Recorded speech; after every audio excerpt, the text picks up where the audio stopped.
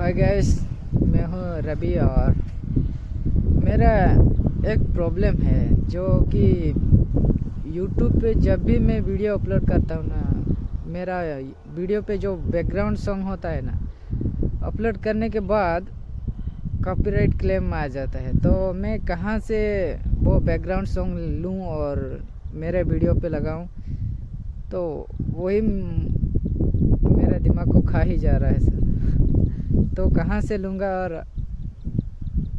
Video पे apply करूँगा। तो किसी को पता है तो मेरे को ज़रूर बताइए भाई, कमेंट पे बता देना।